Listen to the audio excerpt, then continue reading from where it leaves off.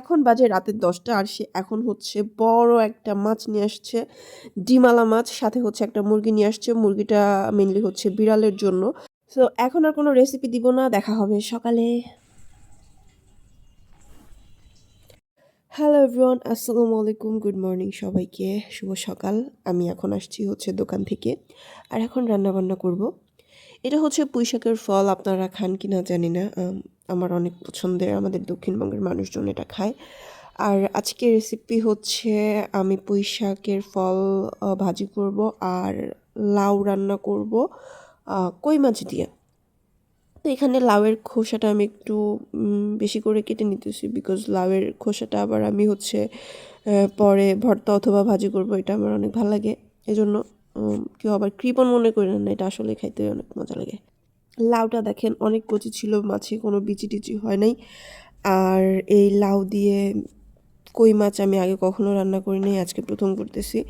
আর আমার জামাই হচ্ছে গিয়া কই মাছ যে কোনো মাছের সাথে যে তরকারি মরকারি দিলেও পছন্দ করে না, ও শুধু ভুনা খাইতে চায়।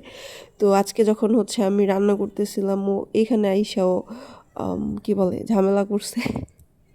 ও নিজেরটা নিজে রান্না করে খাবে, ঠিক আছে ফাইন করো।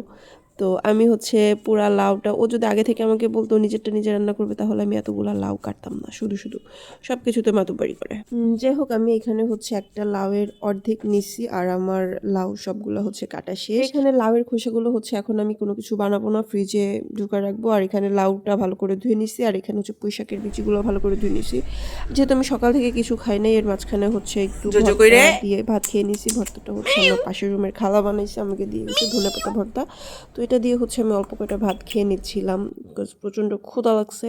আর এই যে দেখেন চলে আসছে মাতব্বর, ও হচ্ছে আমি কই মাছ রান্না করব। আর এখানে হচ্ছে গ্লাস কাপ না মিনার কাপ কি মাছ যেন বলে, ওইটাও বের করে রাখছে, ও রান্না করবে দেখে। কি আমি গ্যাস আর তেল নষ্ট এবার খাইনি। শুনছেন ওর কথা, মানে আমি পুঁইশাকের বিচি ভাজি করতেছি দেখা এটা নাকি শুধু তেল আর গ্যাস নষ্ট, এগুলো বলে মানুষ খায় না।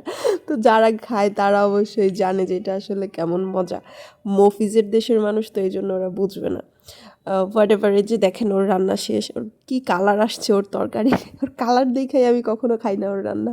হ্যাঁ, ওর নিজের রান্না মাঝে মাঝে ও নিজেই খাইতে পারে না, এত মজা হয়। যাই হোক, ওর মাছ ভুনা করা শেষ, আর আমি এখন কই মাছ রান্না করব। তো এই জন্য কই মাছগুলো হচ্ছে হালকা করে ভেজে নিচ্ছিলাম। আমি নর্মালি সবসময় কষা রান্না করি, আজকে কেন জানি ভাইজা রান্না করতে মন চাইলো। তো এই জন্য হচ্ছে মাছগুলো ভালো করে ধুয়ে, লবণ দিয়ে ভালো করে ধুয়ে তারপরে লবণ হলুদ মাখায় ভাজার জন্য দিয়ে দিছি। যেহেতু মাছটা দিয়ে আমি তরকারি রান্না করবো, এই জন্য আহামরি কড়া করে ভাজি নাই, মিডিয়াম করে ভেজে নিচ্ছি। আর এখন হচ্ছে এগুলো তুলে নিব। আর আমি যখন এই ভিডিও টিডিও করি, আমার জামাই অলওয়েজই বলে এই সব কইরা কি হবে, কিছুই হবে না, ফালতু কাজ করো না। এমনিতে না, এমন না যে সে আমাকে প্রেশারাইজ করে যে এগুলা করবাই না, সে সব কিছুতে আমাকে সাপোর্ট করে। তো আমার শরীরের উপর অনেক প্রেশার হয়ে যায় দোকানদারি করে, কাজকাম করে, সব কিছু করে। আবার যখন আমি এইসব ভিডিও সিডিও করি, তখনও হচ্ছে অনেক বেশি অ্যাগ্রেসিভ হয়ে যায়। যাই হোক, আল্লাহ যদি কোনো দিন মুখ তুইলা চায় সবার মতো, আমিও ইউটিউব থেকে ডলার কামাবো, লাখ লাখ ডলার। ফাইজলামি করতেছিলাম, হ্যাঁ আপনারা ভিডিও দেখেন, ভিডিওতে মন দেন। তো মাছগুলো হচ্ছে আমার, ও যাই হোক, আমি যদি ডলার কামাইতে চাই, হ্যাঁ, তো ডলারের জন্য আপনাদের বেশি বেশি করে সাবস্ক্রাইব করতে হবে আর ভিডিও দেখতে হবে। হ্যাঁ, আপনারা সেটা করেন, তাইলেই আমি পাবো। আর আমি যখন ডলার কামাবো, আপনাদের সবাইকে ট্রিট দিব। তো মাছগুলো ভাজা শেষ, উঠাই নিছি। আর এই তেলের মধ্যে হচ্ছে মশলাটা ভালো করে কষাই নিছি। মশলার মধ্যে ছিল হচ্ছে মরিচ, পেঁয়াজ, আদা, রসুন, সব কিছু বাটা ছিল। তো এখন হচ্ছে মশলাটা ভালো মতো কষাই নেওয়ার পরে ওটার মধ্যে আমি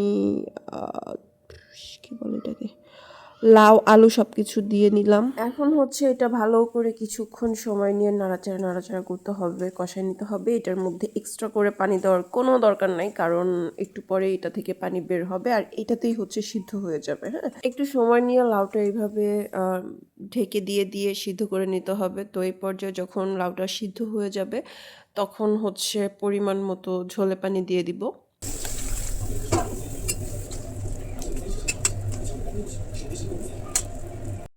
ঝোলে পানিটা বলক আসলে এই পর্যায়ে হচ্ছে মাছগুলো ভেজে নেওয়া মাছগুলো দিয়ে দিব। আর মাছগুলো দেবার পরে আবারও কিছুক্ষণের জন্য ঢাকনা দিয়ে ঢেকে দিতে হবে, কজ মাছগুলো নরম হবে। এর মাঝখানে হচ্ছে আমি অল্প কয়টা জিরা ভেজে নিছি, কারণ যেকোনো তরকারিতে জিরার গুঁড়া দিলে তরকারিটা অনেক বেশি মজা লাগে, স্মেল ভালো আসে। তো এখানে হচ্ছে আমি জিরার গুঁড়াটা দিয়ে দিলাম। আমার তরকারি প্রায় শেষ। কালারটা কেমন আসছে আপনাদের কাছে জানি না, যেহেতু আমি কাঁচামরিচের তরকারি খাই তো এরকমই আসবে নর্মাল। এখানে হচ্ছে লাউ দিয়ে কই মাছের তরকারি রান্না অলমোস্ট শেষ আমার। আমি একটু লবণ চেখে দেখলাম, সব কিছু পারফেক্ট আছে, ঠিক আছে। তো এখন হচ্ছে আমি আরেকটা রেসিপি করব, সেটা হচ্ছে আপনাদের কালকে রাতে দেখাইছিলাম মাছের ডিম। এই মাছের ডিমটা হচ্ছে আমি এখন ভাজি করব। আমি কখনো করি নাই মাছের ডিম ভাজি আগে। আর এটা নাকি শুনছি আমার মা বলতো যে একটু বাজে স্মেল আসে এই মাছের ডিম থেকে। হ্যাঁ, তো এটা একটু গরম পানি দিয়ে ধুয়ে নিলে ভালো হয়। তো এখানে হচ্ছে গরম পানি দিয়ে আমি মাছের ডিমটাকে ভালো করে ধুয়ে নিছি, ঠান্ডা পানি দিয়ে গরম পানি দিয়ে। আর এখন হচ্ছে চুলায় আমি মরিচ, পেঁয়াজ, রসুন সব কিছু ভেজে নিব হালকা করে। আর এটার মাঝখানে হচ্ছে সামান্য একটু জিরা জিরা বাটা, রসুন বাটা এটা দিলে ভালো হয়, তাহলে ওই ব্যাড স্মেলটা আর থাকে না। তো এখানে হচ্ছে আমি সামান্য মশলা বাটা দিয়ে দিছি। মশলা বাটাটা দিয়ে এখন ভালো মতো এটা নাড়াচাড়া করতে হবে।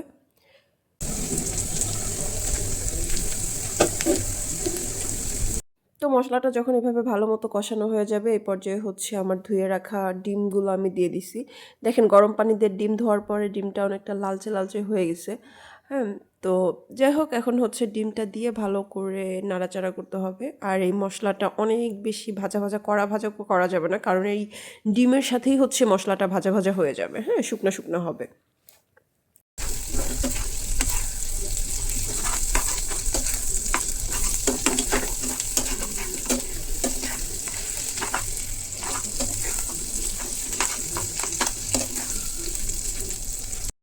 সো আমার ডিম ভাজি প্রায় শেষ পর্যায়ে। আর একটু ভাজি করব, মানে একদম গুঁড়া গুঁড়া হবে, শক্ত শক্ত হয়ে যাবে। হ্যাঁ, আর এখানে হচ্ছে আপনি যত একটু লাল লাল করে কড়া করে ভাজবেন তত বেশি মজা লাগে। আর এটার মধ্যে কোনো স্মেল থাকে না, ভাল লাগে খাইতে। যাই হোক আমার এখন ডিম ভাজা শেষ, তরকারি রান্নাও শেষ। এখন হচ্ছে আমি অল্প কয়টা ভাত খাবো, কজ একটু পরে আবার আমার দোকানে যাইতে হবে।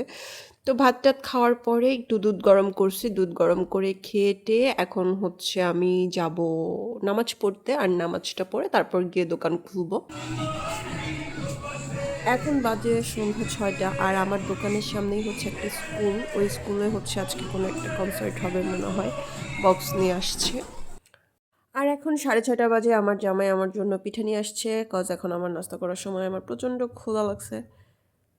তো যাই হোক, এই ছিল আজকের ভিডিও। সবাই ভালো থাকবেন, সুস্থ থাকবেন। আল্লাহ হাফেজ। আসসালামু আলাইকুম।